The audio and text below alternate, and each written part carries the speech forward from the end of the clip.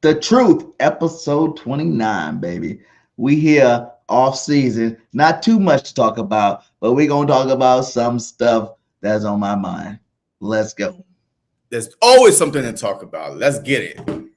Going on, everybody, man, and welcome to the very first episode of The Truth, where not all Eagle fans agree on everything, and this is definitely the spot where this shit about to go down. Oh yeah, able, oh yeah, I'm stable, oh yeah, no label, oh yeah, you know me, I have only the best, I'm lonely, but damn, I'm going. This is why we started this, because of you. We started this. I'm trying to listen to your fantasy that you living in right now. Always talking about 17-0 until proven otherwise. BS! I'll be number one, working hella hard until I get just what I want, yeah. Rises like the sun, yeah. Fatal like a gun. You know what I mean? Hey, I was pretty close last year. We could have easily won those 3 games. So I gotta get through it, and the only thing I know is to love what I'm doing. Right? Did not beat ourselves those 3 games?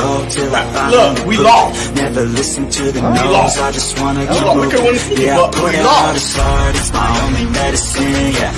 Everything I do, I'm just being genuine, yeah. I'm sick of being screwed, feel my own adrenaline, yeah. I do just what I do, and I hope you let me in, yeah. Gotta fight,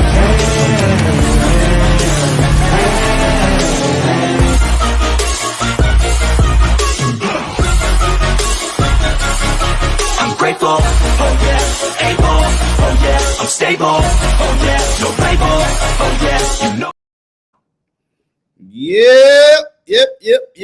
Yep. Here we go. All season is officially off season, right? Off season. Like off season right now, right? Because look, there's no more free agency, no more draft, no more OTAs, no more, mandatory mini camp. None of that. That's over with. Now we're just waiting for the season to begin, right? Training camp is right around the corner. I think they report July 23rd. They report the training camp.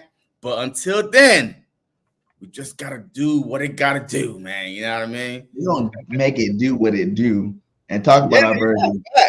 Facts. But, hey, before we even get started, look, today, single tickets came out for the home games. Yes. Was you waiting for any? Was you waiting, in the little queue for any tickets? Because I was. What'd you get? I didn't get nothing, because I couldn't get in. Yo, I'm sitting there at 9:30 waiting for the tickets. The Dallas Cowboys one, right? Because this year, oh yeah, that one is on December 29th at the link, and I logged in, and I'm waiting. Nothing. I couldn't even get in. By the time I got in, all of them tickets was $1,000 for nosebleeds and all these greedy freaking people out there that bought them tickets. F you. Yeah, I wish I could. But see, I never ever buy tickets. I think you the one told me too. You wait till right before the game. Yeah, but that's if you can't get the tickets right away, right? I mean, if you can't, cheaper than too. It drops, then you wait until a couple days before, and then because people is going to be desperate and stuff like that. But it is what it is. But also the opening practice tickets came out too. Yes, I heard $10 for the regular, $35 for the VIP. Yeah, that's nice too, man. I've never been to one. I thought about it, but I don't like the fact that it's on Thursday. You know what I'm saying? I hate that. I have to work. I'm about to get my kids for a couple of weeks in July. So to take that time off, then turn around, try an extra day off. My boss won't be too happy with that. I know that for a fact. Plus, I'm still trying to go to the first home game against Atlanta, and that's just right around the corner from Auburn. You know what I'm saying? So that's a lot of time to keep going back and forth. We're taking off, man. Shout out to all you guys in here. Shout out to Ted Cruz 2024. He said, "What's up, JC?" We got Daniel in here. What's up, my guy? He's always loyal. We got Frank Proud. He said, "What's up from?" What's I say? Cookville. Shit, all right. That's what I'm talking See, about. Yeah, that's all it is to talk about. Look, it's some shit because there ain't no news but some shit. That's all it is to talk about. Nick Sirianni is doing a great job of doing whatever it is that he is doing. That's all I really got to say about the Nick Sirianni thing. Like, I know if a lot of people are trying to stir up this Nick Sirianni, Jalen Hurts thing, you hear about it, oh, Jalen didn't back this coach, but Jalen just did talk the same way Jalen talked about anybody. He's just like, yeah, he does what he got to do. I'm happy for him, and I'm about to do my. Jalen's more about what he gonna do. He got a lot of pressure on him coming into the season. He needs to see, come up and show out, stop all the turnovers and lead this team to the Super Bowl because it's a Super Bowl caliber roster. So, Nick, like I said, it's Kellen Moore's offense. What happened though? What happened? Honest truth, right? I don't know what is going on with the rumors. I have not been following the rumors. So tell me how this came about. Jalen Hurts or Nick Sirianni. What is going on? What happened? I can't word for word verbatim, but basically it was just how do you think Nick's adjusting to the new offense type stuff? And you're just I don't know. He doesn't really know because he's still adjusting to the new offense. You know what I'm saying? So he's I don't know how much of it him, but he did say it was 95% a new offense he's learning. Oh, you know what I'm saying? So, since he said that meant that Nick Sirianni's offense is gone. This is a new offense. He's learning a new offense. How him and Nick and Kellen Moore's meshing in terms of this new offense, he doesn't know. He doesn't really give a damn about it right now, which I don't even give a damn. Because obviously when you broke it down to 95%, that means there's only 5% of Nick's offense coming back this year. You know what I'm saying? That means Nick don't have too much to say about nothing inside these press conferences. You know what I'm saying? Inside these meeting rooms. Inside these buildings. I don't think so. I really don't. There's no way in hell there's that. I think that Jalen Hurts is exaggerating a little bit because I refuse to believe that only 5% of Nick Sirianni, plays are going to be part of the offense. Because the whole reason why Jalen Hurts was as successful as he was when we started doing the RPO and, having them run, read, if the ends collapse, take off. I refuse to believe that they're going to try to make him turn into a straight up pocket passer. Well, I really think that our offense from 2 years ago, the Shane Steichen, will come back with some wrinkles from Kellen Moore, which is still Nick Sirianni's offense. But as far as a whole 95%, I really don't think it's going to be that drastic. So you're calling Jalen a liar? RPO, you either going to calling Jalen a liar. No, I'm not calling him a liar. I just think Jalen Hurts exaggerate things, right? He's one of those guys that's not going to tell you the whole truth, right? He's just going to tell you just enough. It is what it is. Hey, I'm trying to learn the offense, blah, blah, blah. But it is what it is. But I refuse to believe that he's going to go in his fourth year as a starter, his fifth year in the league, and completely with the brand new fresh offense when you have a head coach that's been there for 3 years. So he's already done it he's in his fourth year, starting fifth year, and he's had 3 different coordinators. Well, this is his fourth year as a starter. He's going into his fourth year as a starter. And third year of learning a new offense. Well, it's really not a new offense because the whole Brian Johnson offense wasn't new. I really feel like, it wasn't expanded enough from Shane Steichen, but it wasn't a really new offense. But that's why I disagree with you, because remember when he first came, it was his offense, right? And it was his thing. It was Nick's offense, even though we had Steichen that first year. I'm talking about the very first year. Yeah. And he realized his offense was trash. And so he stopped calling the offense and gave it to Shane, right? Shane ended the year, then the next year was all Shane's offense. It was his second year inside the offense. And then you seen the offense flourish, right? So now fast forward. Can I ask a question real quick, though? Okay. All right. So was it the offense or the play calling? Because, I refuse to believe that mid-season, you're going to give Shane Steichen a whole new offense. No, it was the play calling that Nick Sirianni, you know what I mean? Because all these coaches have about 80, 100 plays, right?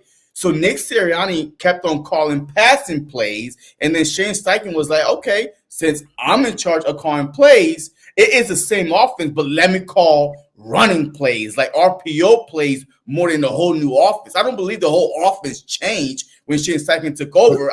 I just believe that the plays that was, like 100 plays or so that's on the sheet, you know what I mean? Like you see these coaches with a whole bunch of plays on the sheet. And I just think that Shane Steichen saw, okay, we need to call this half of a playbook, to make this offense run smooth. The different plays inside the playbook, and everybody calls this, but if you want to simplify all of it, it's all the same. It's like you saying, like, yeah, he's calling different plays out of the playbook. He's calling more runs, or, he's calling different plays. Then Nick is still like, Nick will call certain plays.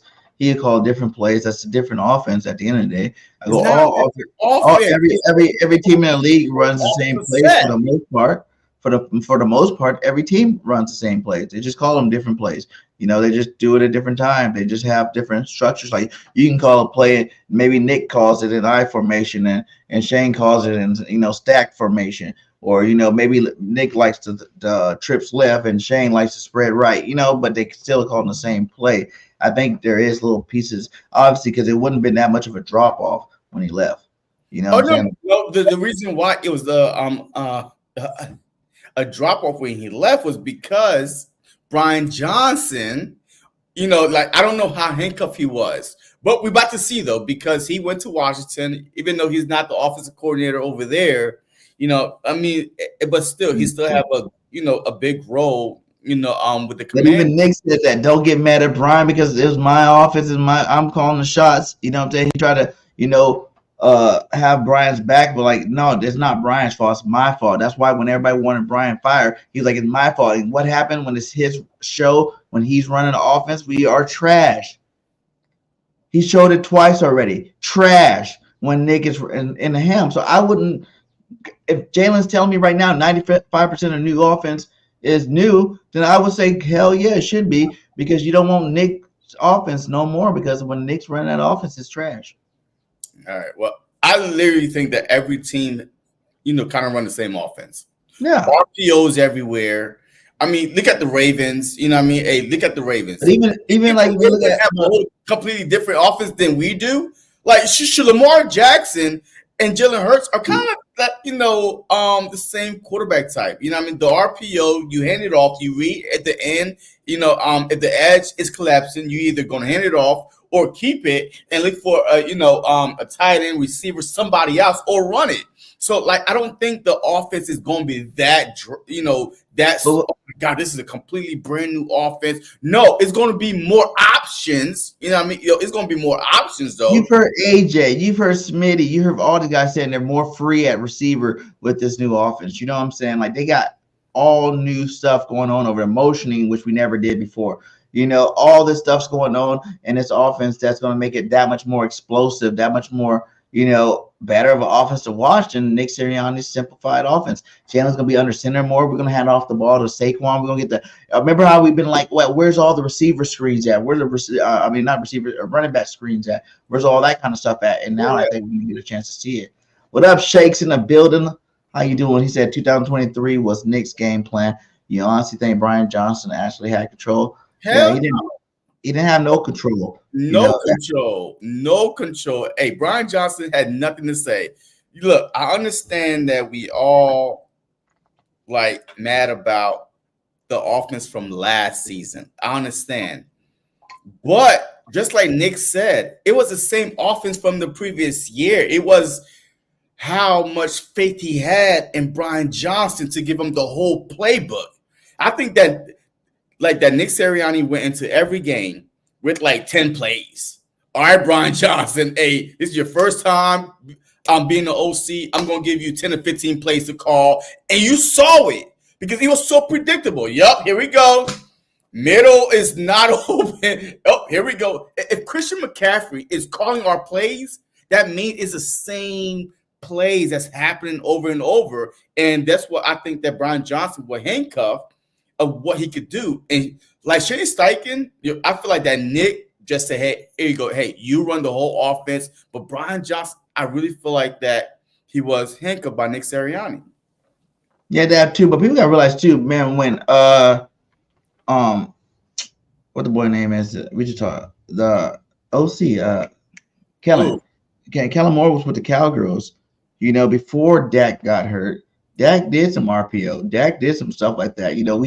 They had receivers that I think that was that year that they had two receivers over 1,000, a running back over 1,000. You know what I'm saying? Dak was over 4,000 that year. That was a year everybody got involved and everybody was doing it. And it took till when he got hurt was when they stopped doing the RPOs in Dallas with him. You know what I'm saying? Like it was still a part of the game plan. Like obviously when you got Saquon Barkley, Jalen Hurts together in the backfield, you're gonna do a couple of them, even if it's like you said, RPO fake to run, throw it to AJ or Devontae, you know what I'm saying, or even Goddard. But I think that's another reason why Jalen Hurts also had so many picks this spring. It's a new offense. And like you heard Andy Reid, that was a classic thing. Andy Reid said, when you're learning a new offense or you're going into a new offense, this is the time you throw interceptions. This is the time I want to see you force things, do things you wouldn't normally do in a game. See if you can fit it in there. And then that will give you confidence once the real game actually does come around to try to force it in there. You'll know your abilities in terms of certain play calling and whatnot. And I think that's what Jalen's been doing. He's been, because they hear a lot of these interceptions are over in the middle of the field. You know what I'm saying? That's one area that Jalen has not been throwing the football. It's over the middle of the field. So it's just good and refreshing to hear now our quarterback throwing it in the middle of the field, because that is going to be a spot that's going to be open a lot. You can't stack the box with Saquon and, then, try to double team AJ or Smitty and then leave Dallas Goedert in the middle of the field wide open. Who was the tight end that year too for Dallas? Damn, I forgot his name, but he actually had good stats too. Schultz. Was it the year Kellen Moore was there? Yeah. Okay. Well, he actually had good stats too that year, and he's Dallas Goedert's a lot better than Schultz. So I really feel like, like I said, this is the time. It's not going to be a Nick Sirianni ran offense. I think Kellen Moore's coming in here to put a stamp on it. But that's why you heard Nick says, I'm not only in the offensive room no more. I'm not only hanging out with Jalen no more. I'm getting to go into the defensive room. I'm getting on a special team around. He's going around the building. And that's actually more better for you. Remember, Andy Reid had to take a step back after he left Philadelphia. He took a step back. He didn't call plays for a couple of years. That's when Bieniemy came good. He didn't call plays no more. He was more just a head coach, and that's when he actually started winning more games. I think that first championship, he was just a head coach. He wasn't a play caller that year too. Because sometimes you got to take a step back, realize, coach your team, be a coach of the team, let your coordinators do their job. You know what I'm saying? So I don't really think if we win the Super Bowl this year, that I would think that Kellen would even go anywhere else after the fact. Like I think Kellen would still stay here and try to win another Super Bowl as long as this team put together. Why would any coordinator really want to leave? It's like the options of jobs could be open where you're not going to get a very good team. Are you really leaving? Like if Kellen Moore was really going to be a head coach, he would have got picked up this year. He wouldn't be our offensive coordinator. You know what I'm saying? He would be a head coach somewhere. So obviously he's not there yet. Build your little legacy here, get that OC spot locked down, and win a couple of Super Bowls. Now you can go be a head coach with some reins behind it. Maybe get yourself. All right. So if you're Kellen Moore, who are you running the offense through, Hurts or Barkley? Because that's also going to be a big question. All right. So yes, look, I understand that Hurts is getting paid. I understand he's our franchise, but we all know.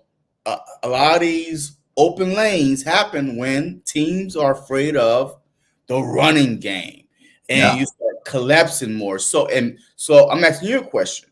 Who would you run the offense through, Hurts or Barkley? Well, to answer it fairly, it's like you're still running it through Hurts because he's a quarterback. He touches the ball every now and whether he hands it off or he keeps it or he passes the ball. So it's like obviously going to be a Hurts ran offense. But I get what you're saying, who you're really trying to focus. And I'm going to say you're going to focus on Saquon Barkley. The Eagles never has had a running back like Saquon Barkley, ever.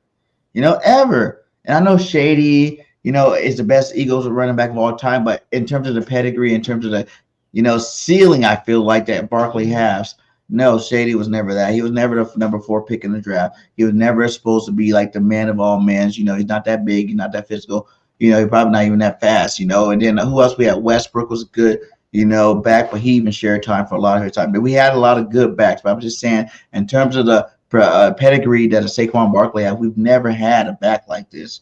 And I think when you got a back like this, like early Ezekiel Elliott days, you got to feed him. You know, you got to feed them early and often, because you're gonna see like all the reasons why. You know, Booby had 1,000. You know, even 1,300 yards, man. He had over yeah, 1,300 you know, yards. 1,000 Pro Bowl. But these guys had open holes, man, like open holes. Like a lot of it was just because the holes are there, and that's when you have the best offensive line. And I think Saquon Barkley's never played with nothing like this, and had no. All you got to do is like run the ball. If they bring the 8 man in, you pass it over the top. They're gonna have to back up a little bit. Then you're gonna run the ball again. Have a balanced offense, you know. But you're gonna start with Saquon Barkley. I think Deshaun Jackson and Shady McCoy in their podcast said you got to run him. You got to run Saquon often and early. And that always sets up the pass anyway. You know, we have a lot more bigger plays. They say that Kellen Moore's more of a big play type offensive coordinator, where he's going for the big play a lot of the time. So that's setting them up to put them to sleep with that running game. You know, maybe dink and dunk over the middle. You know, the Dallas Goedert, get him acclimated into the game. And then going deep to Devontae and AJ, man. My bigger question is, like, in this offense, when you got a Devontae Smith, who's more of a CeeDee Lamb type receiver, who do you think will have more yards this year? I mean, because I know AJ's the main guy. You want AJ, but AJ, we all know what AJ does. But AJ's you have that power receiver that can, he's gonna get his regardless. But in terms of the system, I see Devontae moving more into the slot a lot more. I see Devontae being on the outside, the slot a lot more. And I think that this could be the year that Devontae outshines AJ Brown. I mean, to me, look, I don't care. I mean, look, it is what it is, because I feel like look, all right, Kellen Moore never had an AJ Brown and a Devontae Smith before. Like, I feel like it doesn't matter who has more yards or whatever it is. I feel like if we're going to succeed, we need to. I mean, that's every team, though. By the way, like, I'm not only talking about the Philadelphia Eagles. Like, I feel like if you are, if you're a fan, a owner, a coach, you want a running game, right? You know what I mean? Like, you want a team to feature the run first, regardless how much your quarterback is making, because that could only make the quarterback look better when you're focused on the running game and then people are running just wide open. So, I mean, all right. So just to answer your question, I really feel like that AJ Brown is still going to be the guy. He's still going to be a guy. I feel like that Kellen Moore is going to use AJ Brown more, move him around, because he's a bigger mismatch than, Smitty. AJ Brown could go anywhere, really. So, because we all claim that CeeDee Lamb is a slot guy, he's really not. He could play all over the field. We just saw him, in the slot in the Kellen Moore system, because he probably was the most talented wide receiver. So I feel like, to me, that AJ Brown could be a CeeDee Lamb. I feel like you have to go through AJ Brown as your number one wide receiver, which could only, this offense is so loaded. So I don't know how to answer your question, because AJ Brown, Smitty, and Goddard, Kellen Moore never had those three types of guys before. Never. Like, never. Even if he had Cooper and Lamb, but there wasn't a Goddard there. So, you know what I mean? So this is or a Barkley. So this is an unknown who's going to be the guy. So that's what I'm saying. To me, I would just, this season, all Eagles need to be put aside, period. AJ Brown, City, Goddard, Barkley, nobody should have an ego, because this team is too loaded to be focused on and try to force feed one guy when everybody can eat. You know what I mean? So that's what. That's what I'm saying. Like, AJ is the best receiver in the team. I think AJ is better than CeeDee Lamb. I think AJ is the top three in the league easily, hands down. Like, he's baby T.O. When they had the 81 days on Twitter, they showed T.O.'s highlights. I was like, dang, like, you watch the way T.O. plays receiver, that's similar to exactly what AJ looks like.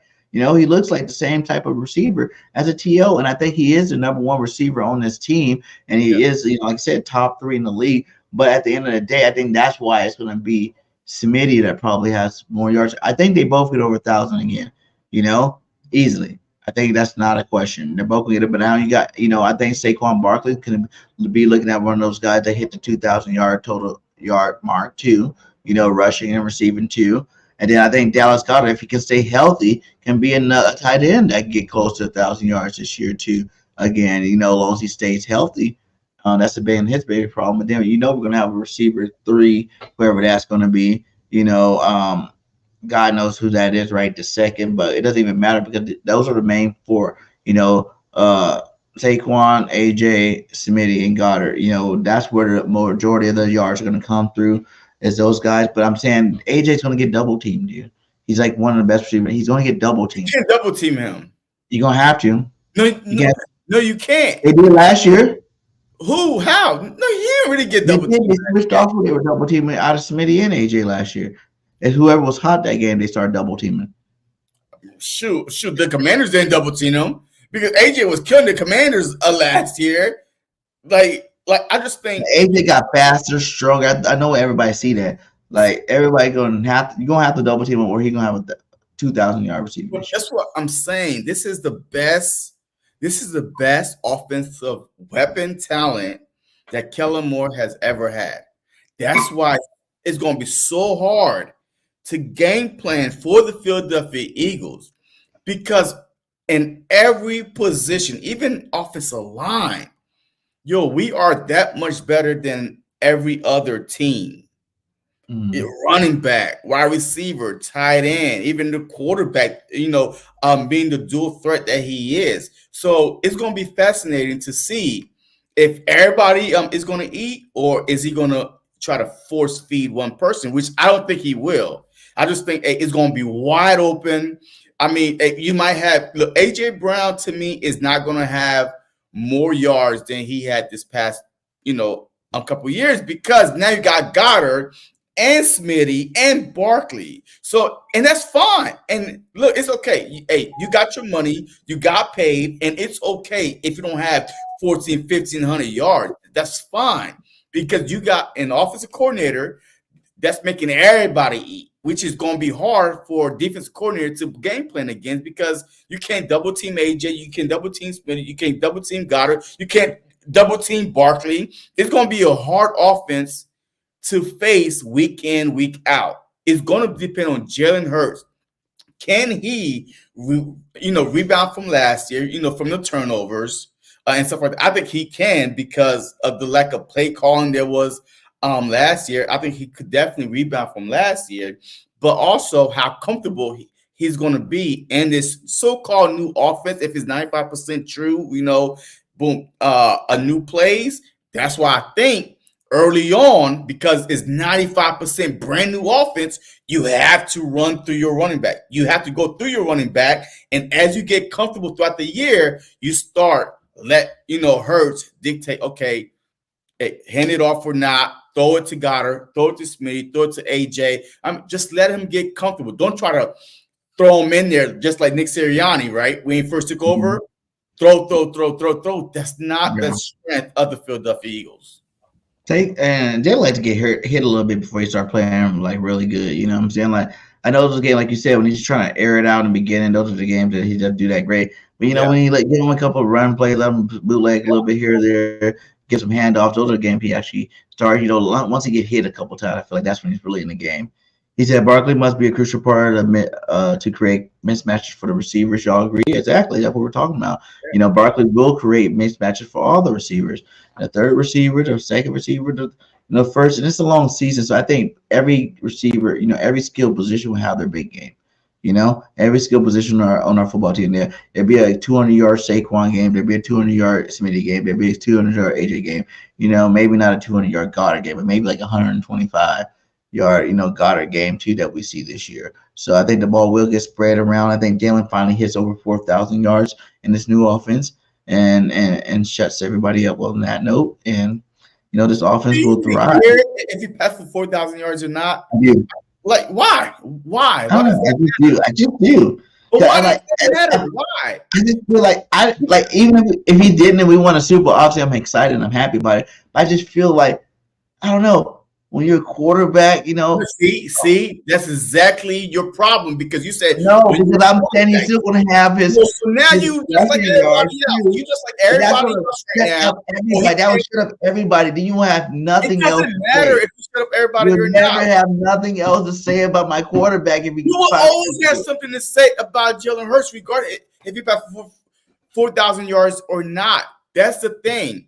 I don't want Hurst to throw for 4,000 yards. I don't. But if it's an easy 4,000 because everybody open, why not? I don't care about him throwing for 4,000 yards because we still want him to use his legs also. Unless we're scoring 40 points a game. Yeah. 4,000 yards for Hurts. Over what 1,300 yards rushing for Barkley. Come on, man. Yo, you are historic offense. Like, it's our time. Remember I said after the defense was historic, it was time for the offense to be historic. And this is going to be the year the offense is historical. You know, like they were talking about that Smitty and AJ could be the first 1,500-yard dual receivers. I think definitely in Eagles history. I don't know if Torrey Holt, Isaac Brooks, or one of those guys did it ever before, but it might be the first ever. 1,500 yards by both receivers. I think they both can do it. With 17 games, hell yeah, they can do it. Stats, man. Hell yeah, they can do it. Man, I want to win too. But I want to. Why not look good and win at the same time? What's wrong with that? But you weren't saying that when a defense had like 80 sacks. You weren't saying that when a defense had 80 sacks. You're like, oh yeah, look at this, awesome. Like, they didn't have 80 sacks. First of all, no, they didn't have 80 sacks. You know what I'm saying? I over exaggerated like Hurts. Right. Exactly. Like you always do. Exactly. Ridiculous amount of sacks. Number one in the league, number one Eagles history type sacks. You know, so why not let the offense win?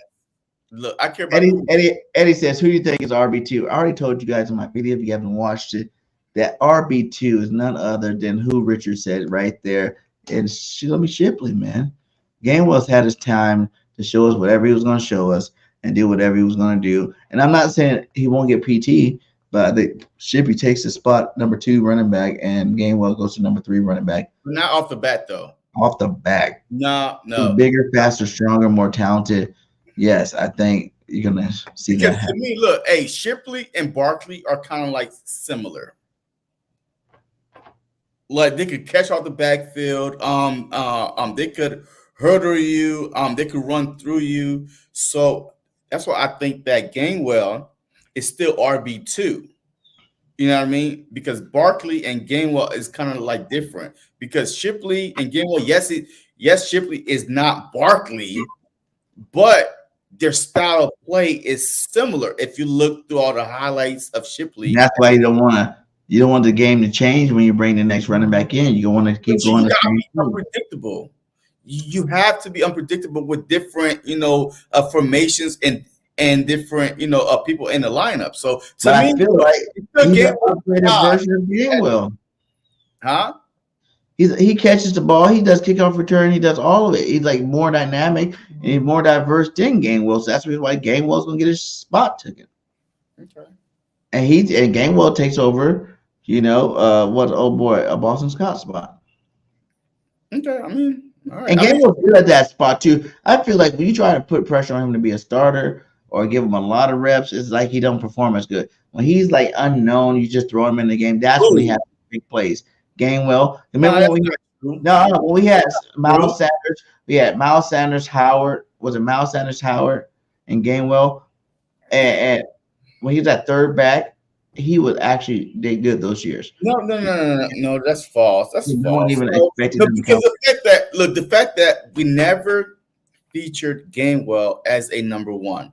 Last year, through a monsoon at New England, he was the number 1 back. And he was catching it, running it, no fumble. Everything was going great because he was featured.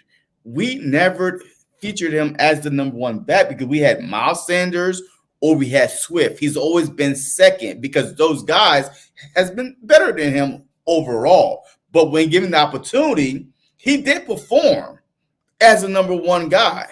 But he's not no Barkley or Miles or anybody like that.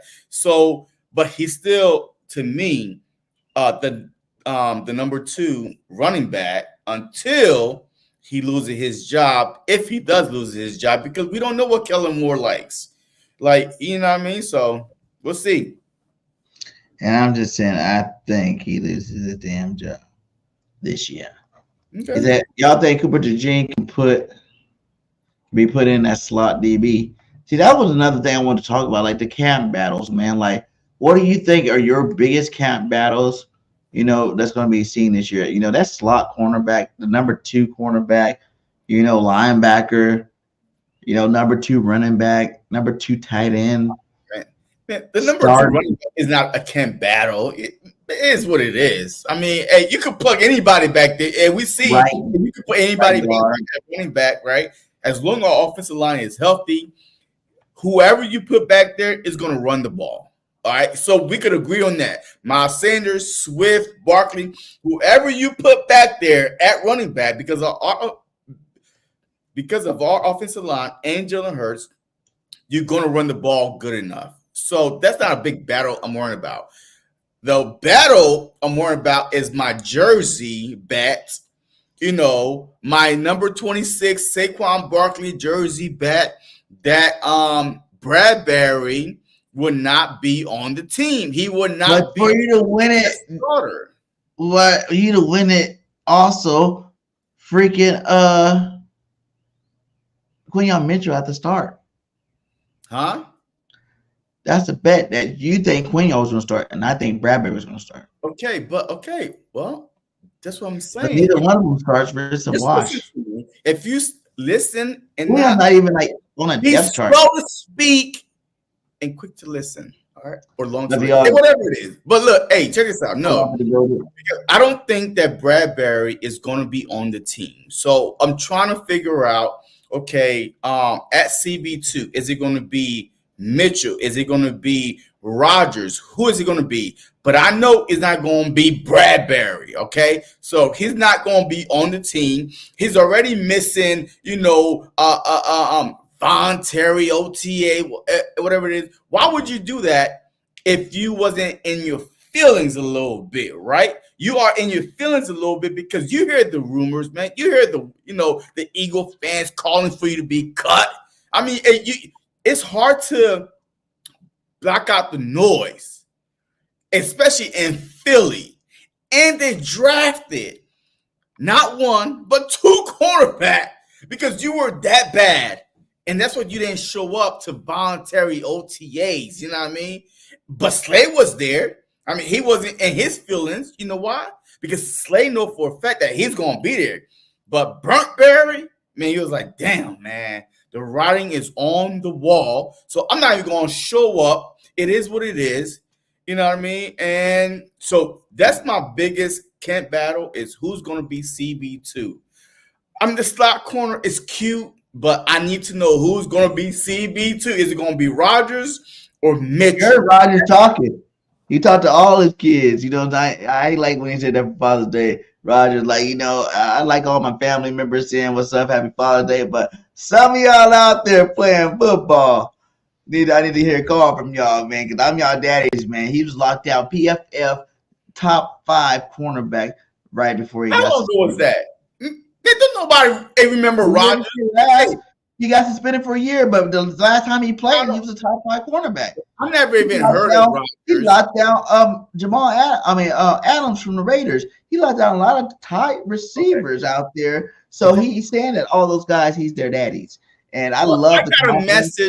I love the confidence he's coming with. And ain't nothing like a cornerback with swag. A cornerback with debonair. He took all offseason. He's big, he's faster. He says he's stronger. He's faster. He's more athletic, and I think he wins that CB2 spot. Look, if I'm a wide receiver in the NFL, I'm going back at Rodgers and say, "Yo, I don't even remember you, bro. Why? Hey, where were you at last year? Because I don't remember you right now. Like, yo, I don't even know who Rodgers was." Until he became a Philadelphia Eagle. What? None of y'all did. None of y'all knew who the hell Rodgers was. Hell yeah, we knew Rodgers. Bullshit. Rodgers. None of y'all could tell me, oh my God, yo, this dude was a shit. Lockdown, shut down. Lying. A shutdown quarter like another. Y'all lying to yourself. Look at that. Rodgers locked down Adam, Jason. Yes, after Howie Roseman went out and got a Rodgers, y'all went on YouTube and started looking at his highlights. Stop lying. Nah. I know you're lying. BG, stop lying, yo. Nah, everybody know Rogers, my guy. Everybody knew him. I knew he was good. They were like, oh yeah, just Antonio Cromartie's cousin or something like that, or nephew or something like that. And that whole Rogers Cromartie thing, all they whole family are all good cornerbacks. All of them that play, all of them play good. And this is why this is the truth. I'm not afraid to say, no. I'm not afraid to say, look, until the Eagles got him, I don't know who the hell Rogers was. And then when the Eagles got him, then I went back and watched highlights. But you sitting right here, right now, BG, in front of millions of fans watching, and you telling me the minute the Eagles went out and got him on his suspension, you was like, oh my God,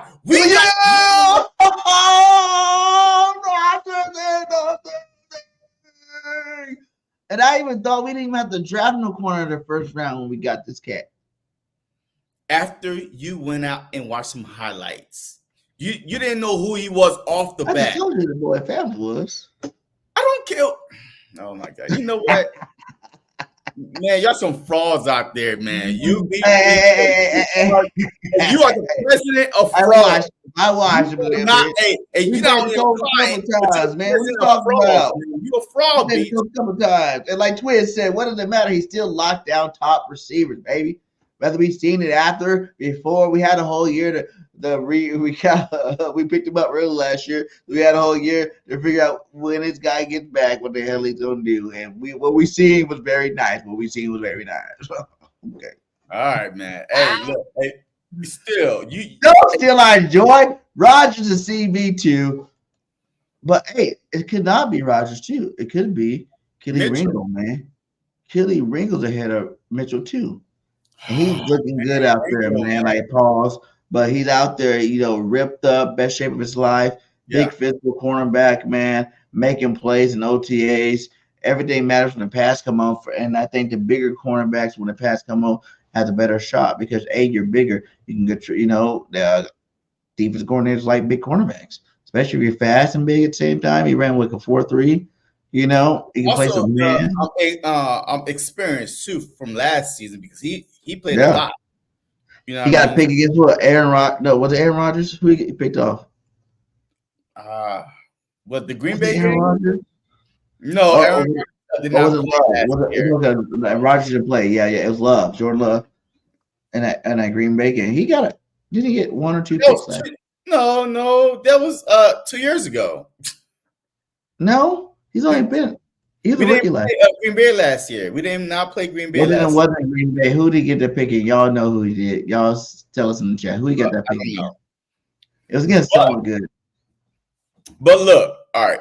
So yes, the camp battle. So I say the CB2 is a big position.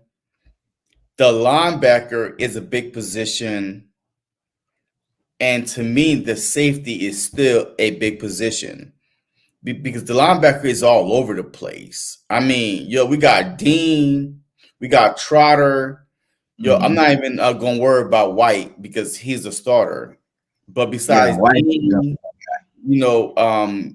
Dean, Braun, Trotter, like these linebackers, like I don't know who the hell going to be the other linebacker on his shoes. So that's going to be an interesting, position to, to look, to keep, my eye on. And safety, I really don't know. I mean, so you going to bench Blankenship? I mean, are you going to put Cooper in, with, Chauncey, with Sidney Brown healthy? So it's a whole bunch of unanswered questions, especially on the defensive side. So that's where my main focus is going to be on the defensive side because offense, we're good on offense.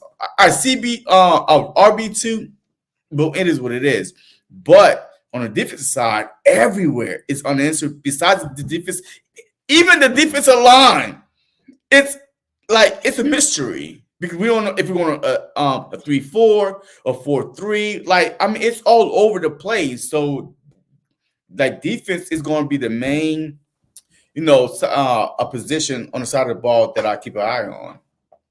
Andy, why they keep throwing Jalen underneath the bus? Because that's all they love to do is hate on my quarterback. Jalen, look at my Father's Day gift. I got a new Jalen Hurts shirt, baby. That's quarterback right there. That's quarterback.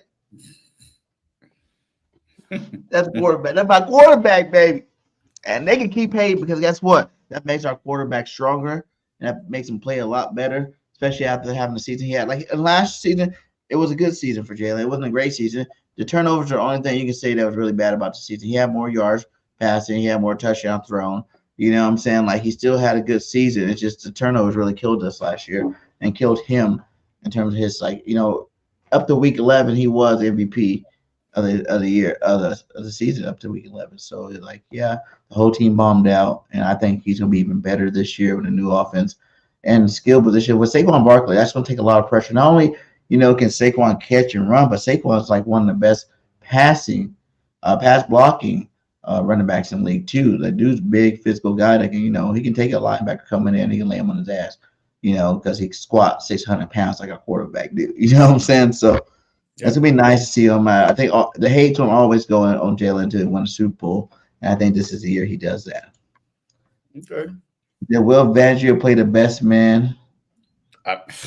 Man, look, that's the thing, though. I mean, because if the other linebacker start, I think his name is Braun, right?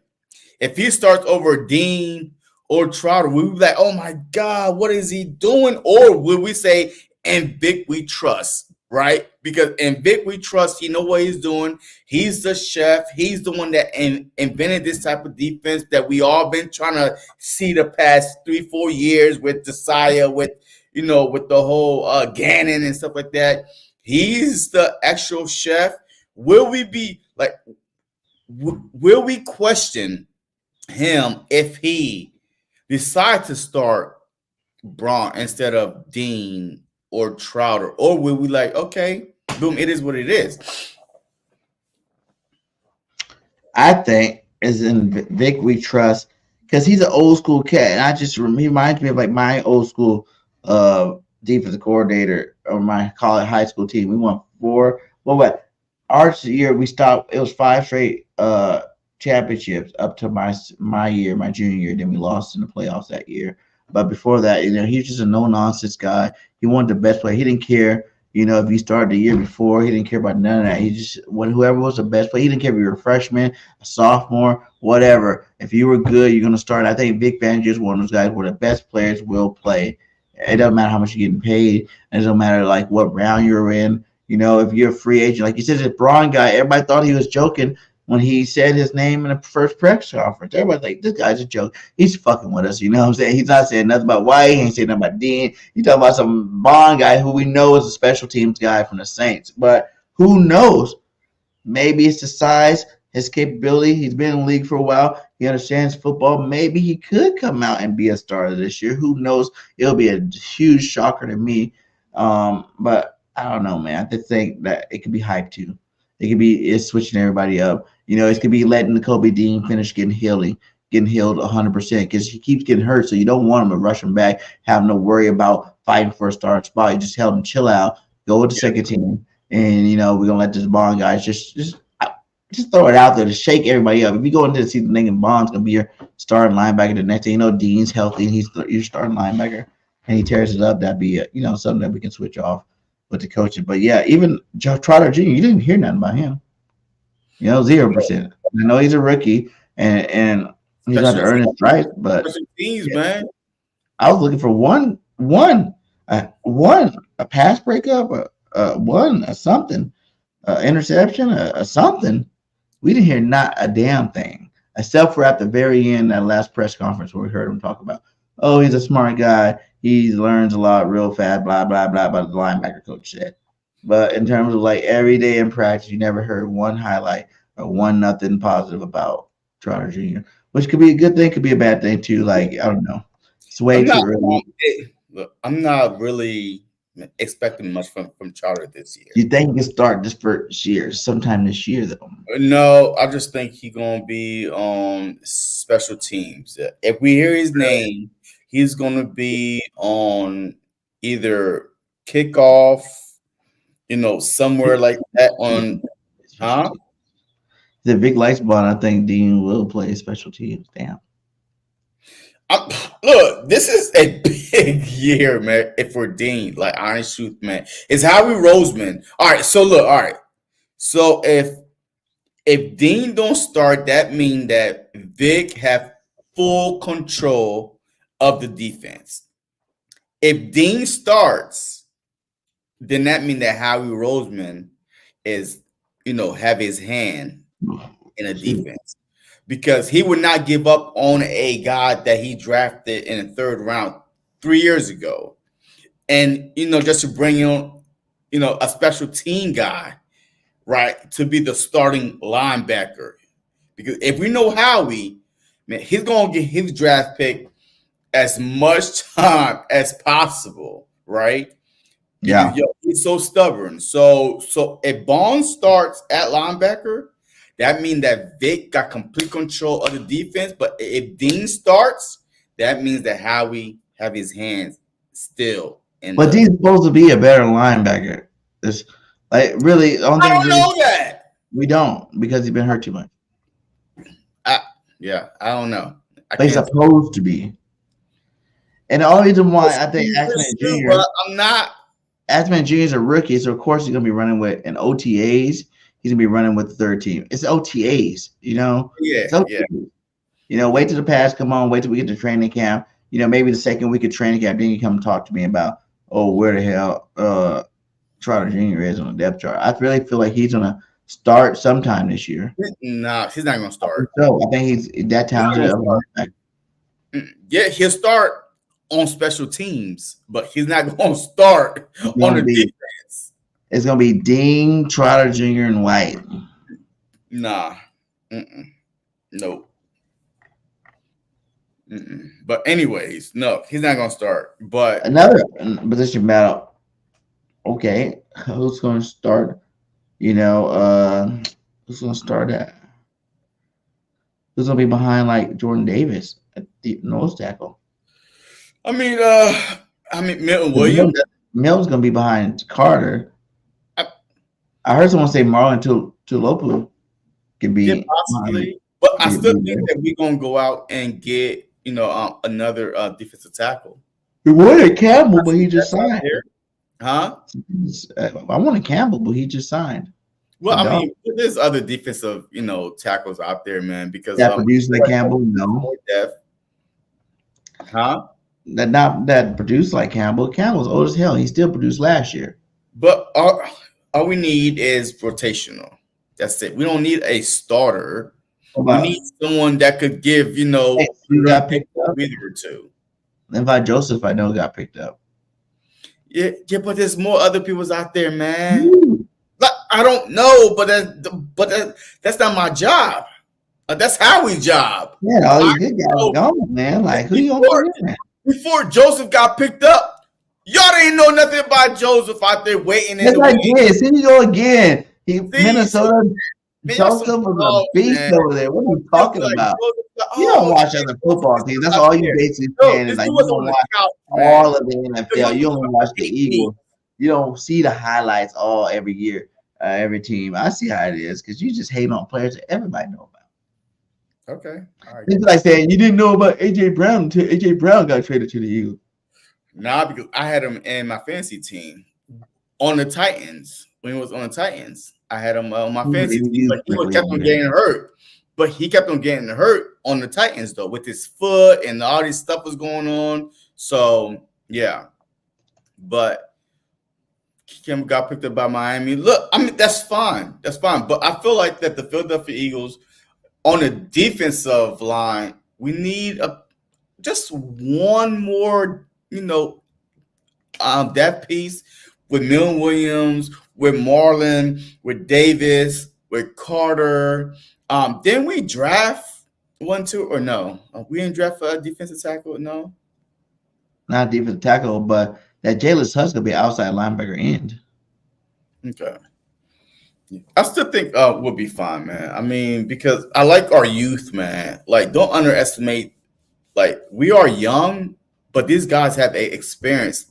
Like, Jordan Davis is going into his 3rd season, right? The best shape of his life. Carter, I'm going into his 2nd season. the best shape of his life. With Brandon Graham, he's still there. With Joshua, he's still there. Gabe Hall. So with Huff. So I mean, the draft picks that we had. So I mean, I think we'll be fine. It depends what defense are we running. Because you won't need them big boys if you're running like a 3-4 type of defense, man. You're going to need more linebackers than, them rushing up there.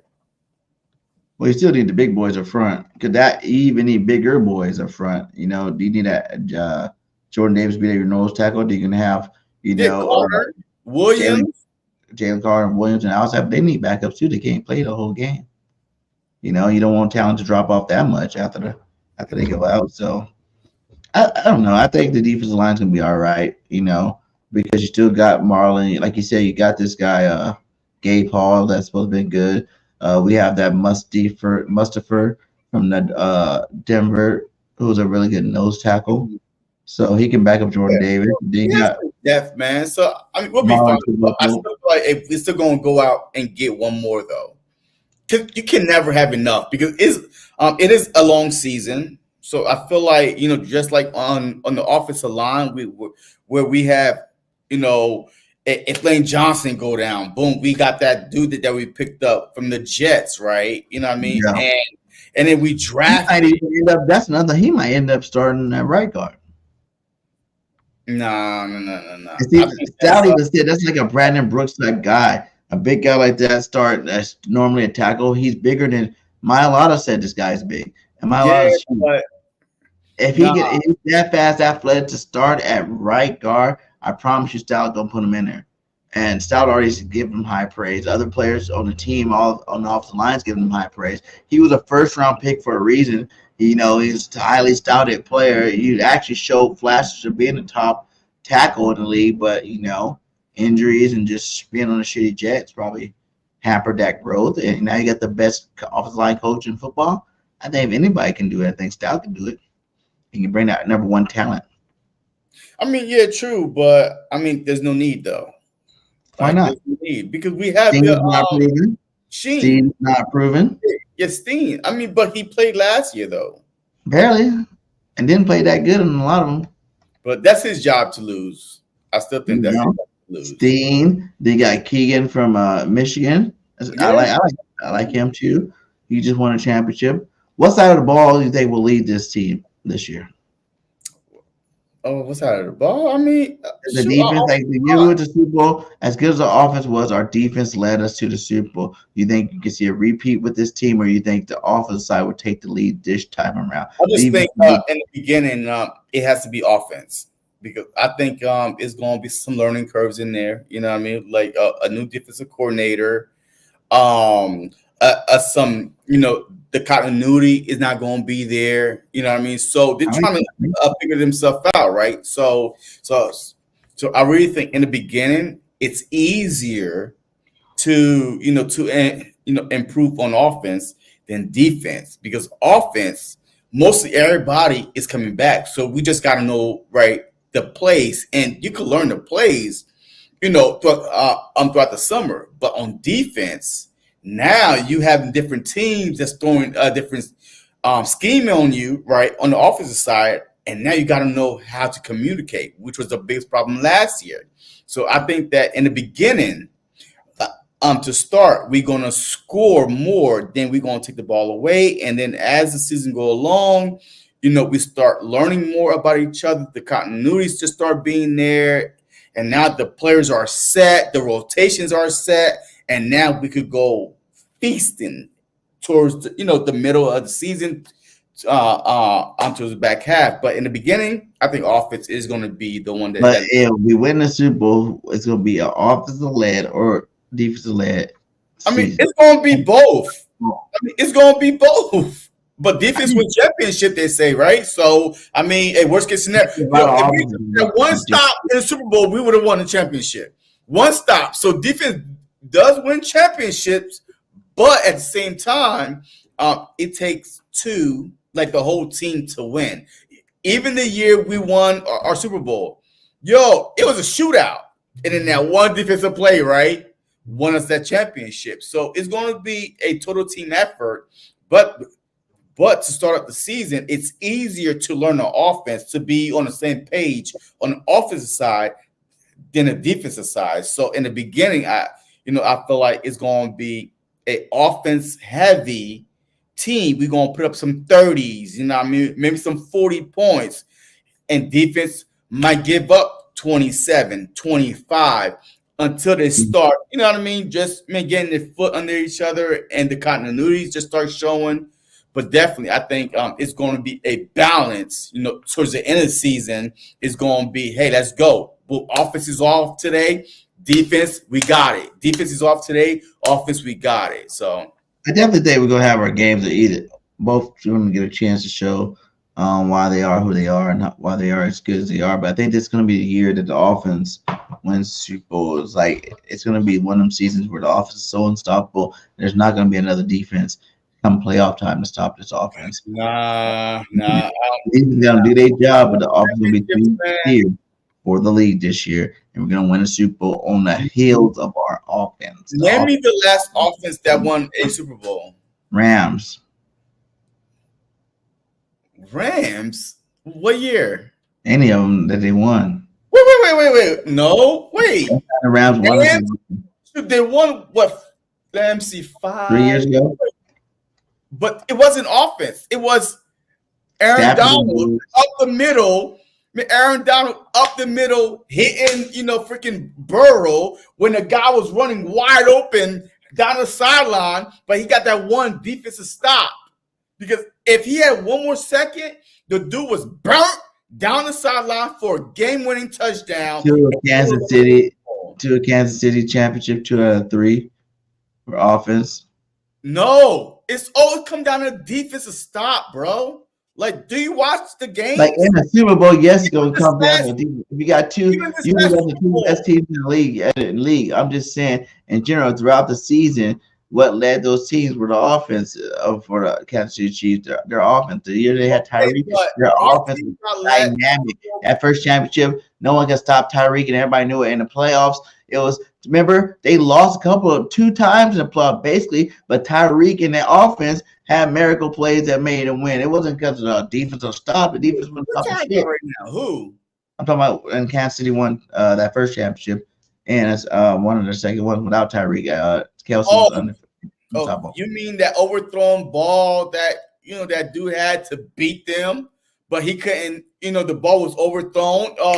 Jimmy G overthrew Sanders running down the middle. Oh, that one you talking about? It wasn't no goddamn defense.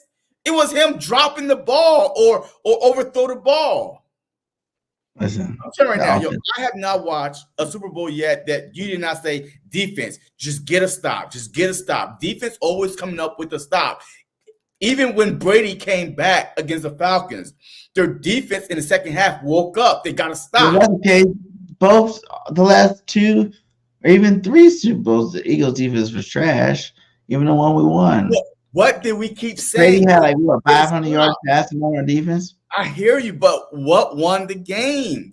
One stop. Yeah, one play, but what won the game was the offense being able to keep up, scoring the damn points to win the game.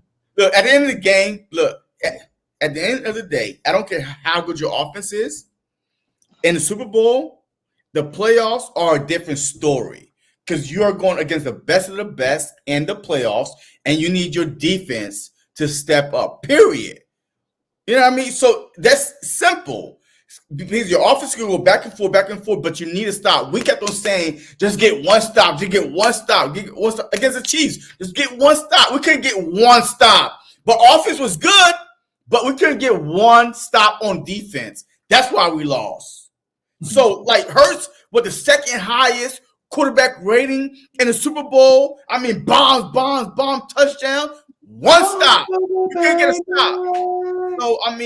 So defense at the end of the day, yes, you could get through the regular season at being a top 5 offense, a top 3 offense, but at the end of the day, it's going to come down to, can your defense get a stop when it matters the most? All right, let's go to the next one. Sleepers to start. Who do you think are going to be some sleepers to start at what positions this year? I'll kick us off. Like I said, I think that Isaiah Rogers is going to be the starter. Well, he's not a sleeper. He's kind of a sleeper because everybody expects Quinyon Mitchell, Bradbury, Mitchell, or Ringo, one of these guys. So I think that he's going to be the other guy opposite of Slay this year. And if you want to do another one, I say by the beginning, first week of the season, I think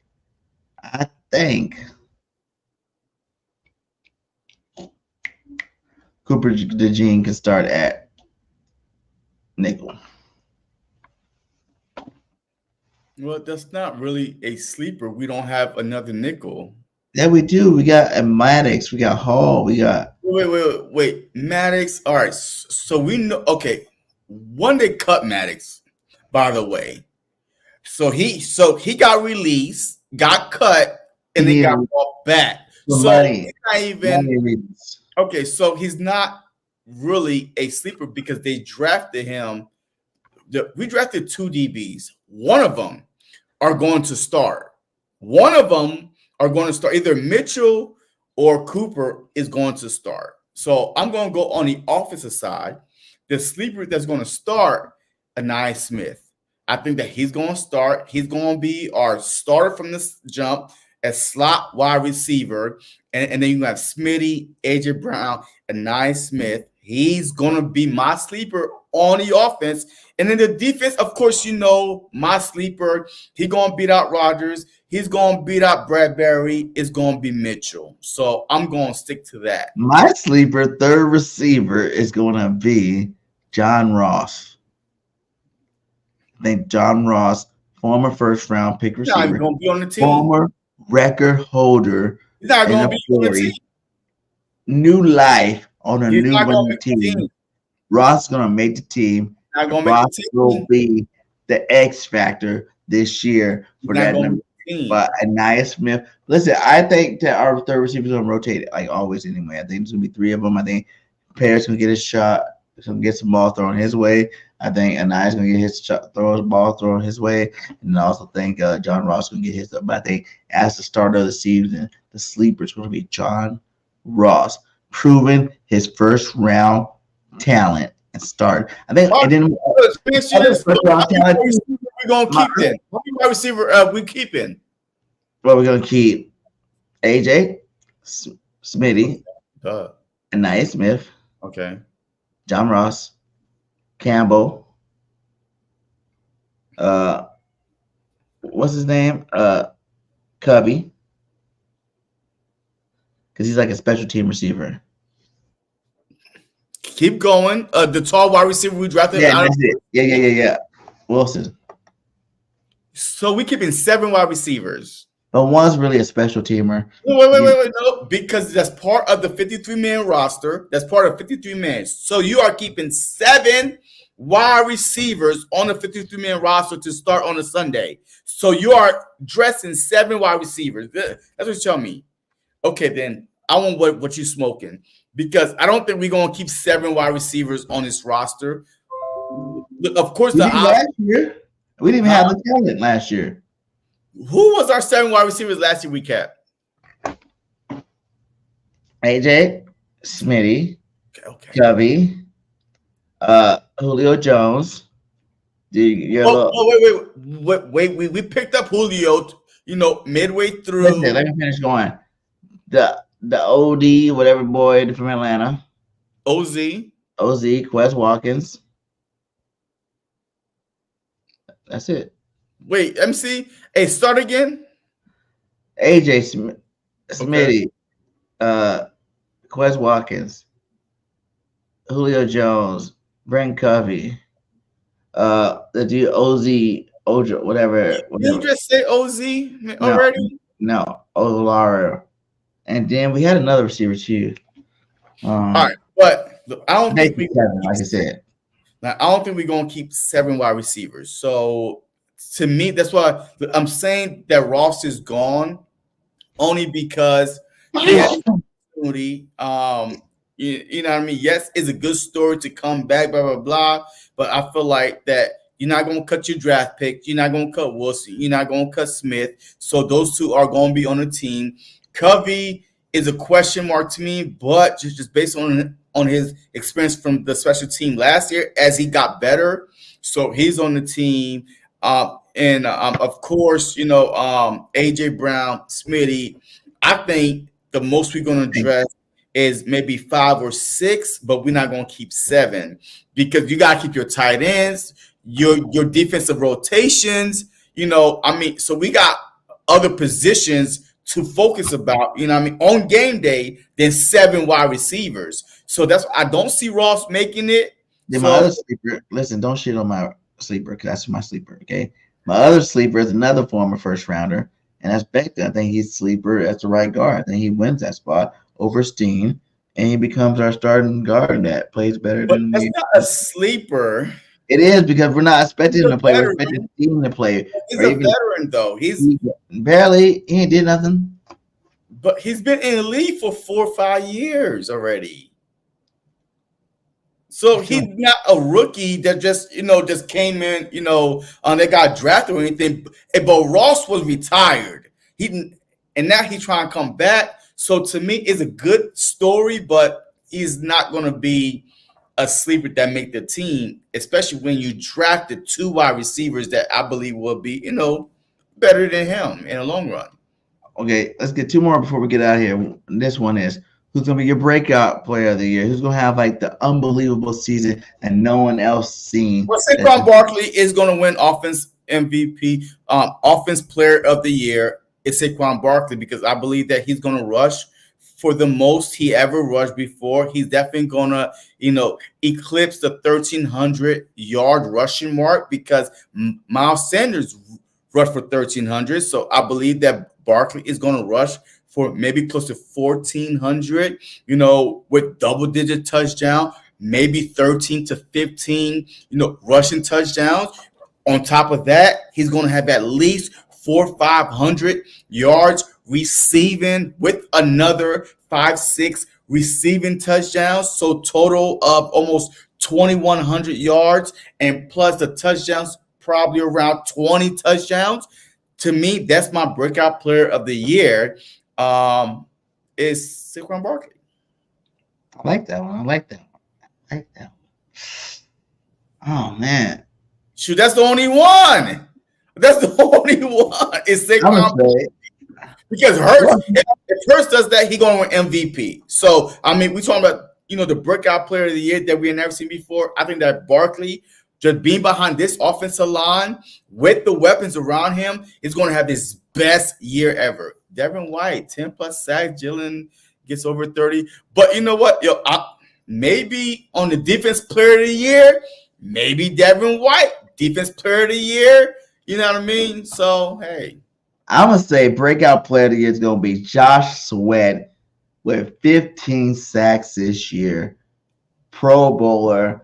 Everybody thought he was done. He shows everybody he gets better and better every single season.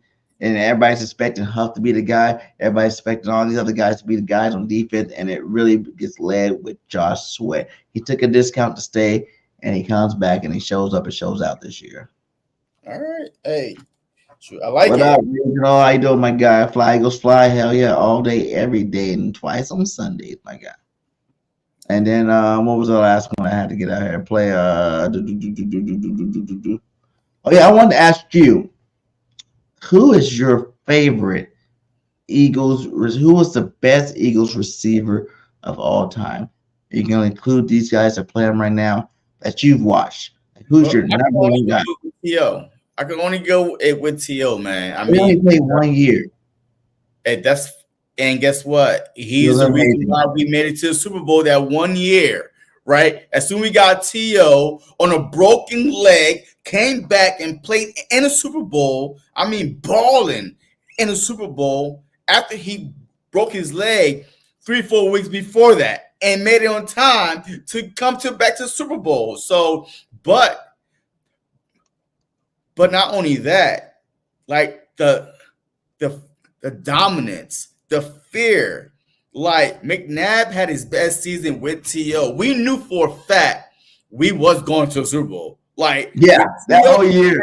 The whole year. You added one guy. That man, we are going to the Super Bowl. We knew that for sure. Man. So but it's only because we were back to 4 times NFC Championship, and we knew we just needed a top flight receiver to get there. So that was another reason why we knew once we got T.O., it was going to happen. Yeah, our offense was unstoppable with T.O. on there, and all you did was add that one guy that we never had before. And yeah, I mean, Eagles' offense was unstoppable with McNabb, with Westbrook, with Selleck. He didn't even play with as much talent we had now, so he was double teamed and triple teamed, and then he absolutely. And that's why I'm saying and Mitchell and all them. My fan favorite, obviously, is Deshaun Jackson, but in terms of the best overall receiver we got on our team ever, it's gotta be AJ Brown, man. AJ Brown. He's the best receiver we've had as a receiver, back to back. 1,500 yard seasons, a second team All Pro, 2-time Pro Bowler, freaking. But is he really though? Because he do have the record for most 125 yard games ever by any receiver. Yeah, but he do have Devontae. Okay, but he do have Devontae Smith and Goddard compared to Todd Pinkston, Freddie Mitchell, Greg Lewis. Like, I mean, there's no pressure about those guys. T.O. Pinkston was a dog. T.O. went off in the Super Bowl, being double, triple team, coming back from a broken leg by himself. Nobody thought that he was going to be back in time to play. And he played and had over 100-something yard receiving in the Super Bowl. T.O. is a Hall of Famer, correct? Huh? He's a Hall of Famer, correct? Okay. T.O. And he's never had 6 straight games with over 125 yards receiving. No one's ever had. Well, it's easy to have when you have another talent as Devontae Smith. Not when you're doing it every game. They know you're about to do it again to him, and everybody wanted to stop him. They still couldn't stop him. 6 straight games. But you can't double team him with Devontae Smith and Goddard on your team. So you have to account for the other stars that's on the team. So yes, it's easy. It's easier to get those records, especially with like that. Team. I'm trying to hate on them. Yo, I'm not trying to hate on nobody, but I'm just saying that that T.O. did it knowing that you had trash on your team. You like literally James Thrash. But like, you got to say, T.O. played with Jerry Rice. T.O. played with good receivers. I'm not talking about that. You said the Philadelphia Eagles. That's how he became so great too. He did it with other players. He did it without other players. On our team, Todd Pinkston was a beast. James Thrash was a deep threat monster. Oh my God. Okay, you know what? I'm done. You're going to try to elevate these bums we had at wide receiver and try to win. Okay, you know what? I'm done. Yo, this conversation. Hey, don't hate on Pinkston. He's a deep threat monster. Bro, you know what? It was like this. Jim Thrash was like this. Like this dude, he was a beast, man. No, he was not.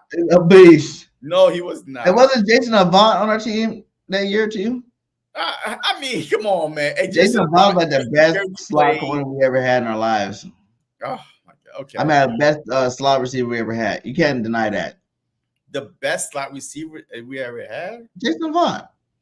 I mean, we don't care about no slot wide receiver we ever had. Yeah. Hey, this dude didn't average no more than 500 yards a season. And I can recall one year that he averaged 800, 900, 1,000 yards, 500, 300, 400. That was his contribution. He got close to 1,000 one year, didn't he? No, he did not. No. Stop it. So, what about Macklin and Djax? Who was the best Eagle wide receiver? I'm telling you, a single player. I'm not adding all these other players. Yeah. All right, so if it wasn't T.O., I would say Djax because his ability to return kicks, right? Deep threat.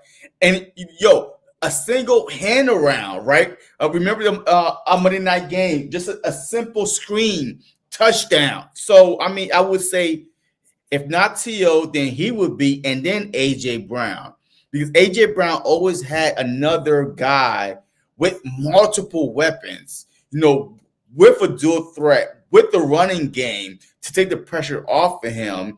And I don't really see him being doubled and triple team like that. He wasn't a deep threat. He was just a Pittsburgh game when he had like 4 touchdowns. He's like, you and you. They were double team the whole game. Titans, I mean, what the Titans game? Titans, Washington. Well, they all double team up. He's been beating double teams this whole damn time, man. Damn, the Oilers. That's why he gets paid more than Smitty. He gets more attention than Smitty. But I think that power changes too this year. I think Smitty gonna get his respect way up this year. Yeah, I mean. All right, what games? Last one. Like we talked about this early beginning of the show. What games are you for sure going to? I don't. Well, shoot, I paid my freaking money to at least fly to Brazil, but I'm trying to get tickets to the game. So I want to go to there because one, I already got my plane ticket. It's to Brazil, but we're just trying to get some game tickets. But definitely going to that one. I'm definitely going to the one at the Commanders because it's right down the street. Also, the Ravens is right down the road from me too because I do live in Maryland. Boom, Baltimore is right there. So those 3 games right now for sure. But all the good games are away.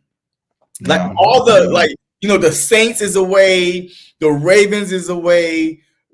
The Brazil game is away. But Ravens not really that far from you, is it? Huh? Ravens not that far from you. That's why I say that's the one I'm going to. Like the Ravens, the Commanders, and the Brazil are the 3 games that I have my eye on. I'll be back. My 3 games. My game. I want to go to the home opener. I will go to the home opener so I can be back-to-back home openers for a bird game. Against the Atlanta Falcons. Should be a good game. We should destroy them. It'll be nice to be out there and watch us beat Kirk Cousins again, like we always do, beat up on Kirk Cousins. I want to go, but see, it's hard because it's the very next week. It's going to the New Orleans because I've never been to New Orleans. I want to go to that New Orleans game. I think that'd be a good game to go to. Be there first and then go back again and be there for the Super Bowl. Be double time. Be great. But I definitely want to go to the Dallas home game too. I want to see the Eagles play the Cowgirls at home. That'd be awesome to see. Awesome to see. So those are my big 3. Let us know who you guys want to go see this year. What are the games you guys want to make sure you guys are going to or would like to go to? Because those are my best. Those are 3 games right there for sure I want to go to. I want to go. So but I kind of want to go 3 home games too. So. Yeah, the home games are boring this year, man. Look, I don't care. Last we had Miami at home. Too. Huh? That Raven game sound good too. I wouldn't mind going to that one. Yeah, so like all the good games are away this year. Like honest truth, man. The Packers, the Ravens, like they're all away, really. I mean, like at home we got I think the Browns. I mean, I'm not really that excited about the Browns, the Falcons. I want to go to the Falcons because it's the home opener. Yeah, I mean, it is what it is, man. I've been a lot of home games. And right now, this year, I might just focus on the away games more than the home games. Well, hey, let's go to the Saints game. When is that? Is it the very next week after the Falcons game? That's why I want to go to both of those games because I might. So it's week 2? No, week 3. Week 3. What day though? Is it like on a weekday, like a Thursday night game or Sunday or something? We'll have the schedule. Let me see. I don't have the time. No, week 3. Week 2 is a Monday night game. So no, it's just a regular game. So it's on a Sunday or a Monday. It's a Sunday It will say Monday. See that little thing up there? Say Monday night. If it was a Monday night or Thursday night, Sunday night. Okay. Yeah. So it's a regular Sunday game. I mean, that's gonna make it a lot harder too. Because then I got to work the next day. I mean, hey, it's always factors in there, man. There's always factors for any time you go to any game. Well, no, because I went to a lot of Monday night game, Thursday night game, Sunday night game. If it's in Philly, then I could just drive back. But the Saints game, man, I'm not just going to go just fly to New Orleans, just go to the Saints. No, I want to make it at least a few days before, you know what I mean, and get there on a Thursday and spend Friday and Saturday and blah, blah, blah. But I would hate to come back right after the game. Look at Nina. Nina says she's going to the Dallas game in Dallas in the Ravens game. Ooh, those are two nice games, Nina. Dallas and Ravens. Okay. Yeah, I wouldn't mind going to the Dallas game too. Like, I wouldn't mind going to Jerry World just to be there, just to check it out. You know what I'm saying? I like stadiums, football stadium. That's supposed to be one of the best ones ever made, with the shittiest team ever to play. But hey, it'd be kind of cool to see your team play there too. That's nice. Like I said, that Ravens game too is very interesting. Lamar versus, Jalen. Yeah, that's going to be a good defensive game. I think it's going to be running football. Game. I say we beat them because we get able to pass all over them. They got to stop Saquon. But the thing is this: the Ravens and the Eagles are clones. Like, honest truth, man. Like, even from the tight end, a Mark Andrew, Goddard, the running back, King Henry, Barkley. I mean, the quarterback Hurts, Lamar. Like, the only difference is we have better overall weapons, but their defense is monster, right? Like, they have a better defense that's established from the previous years, you know what I mean? So that's the only thing.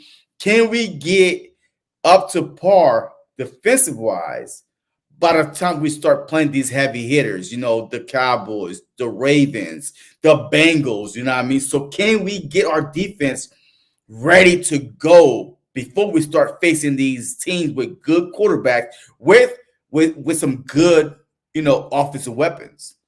D. Aldridge. That was my first Eagles game. I've been to 2, maybe even 3 games since then, and I've not fell asleep, not one time. That was just my first one. I was tore up on the floor up. That was a 8-hour tailgate. No excuses. I wasn't trying to stay up or go to sleep. It just happened. But yeah, I want to definitely go to home opener. So everybody needs to go to home opener. Go have some fun at the 4th of July tailgate again. And roll into the season. Like, what? Eagles are 2-0. What? Get up off of us. Because if you're going to go to home game, pretty much like you said, we don't play very many good teams. It won't be till the end of the season before I want to go to, like later in the season for sure, before I want to go to another home game. Who else we play at home again? Like week 12, Jacksonville. I wouldn't mind going to that game. But that's pretty much it, man. Pittsburgh, maybe, I don't really care about them. No, that's pretty much it. Really? Yeah, like our home games are trash this year, though, man. Like there's no Kelly Green home games. Like, I mean, like, are they gonna I don't even think we even gonna wear our Kelly Green this year. They said we are. But they would just, put it out already, though. I mean, you're not gonna wait till last second to say it. Man, I don't think so, because last year, man, you knew the home opener was Kelly Green night. Well, they talked about it more last year because it was the first year came back. But all right. But hey, we got what? How many weeks now? Like almost a month now before training camp starts. July 23rd, I think. So we have a little bit over a month. A little over a month, guys. I'm gonna try to pump out some videos. I got this little thing called Chasing the Championship or something like that. I don't forget what the name of it is. But I got a little video sequence, Chasing the Ring or something like that. And I'm going to be doing some videos on there. We'll come back live for sure. Any big time news coming up, you know what I'm saying? At least I'll say, even if we don't do it, at least I'm trying to get us on here at least every 2 weeks.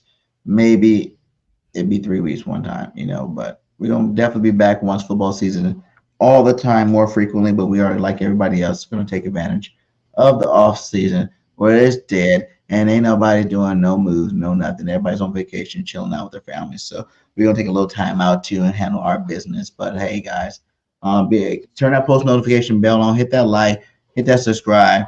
We will be back. You know, the truth will be coming back strong. And you guys, you know, we'll definitely let you know when we're coming back out with a new video or a new live stream. Yeah, and also look, also we will be giving out.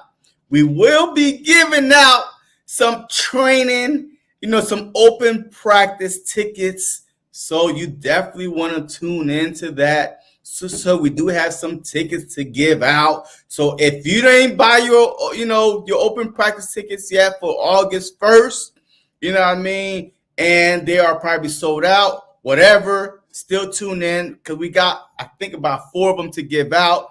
So over the next month. So definitely want to tune in for that.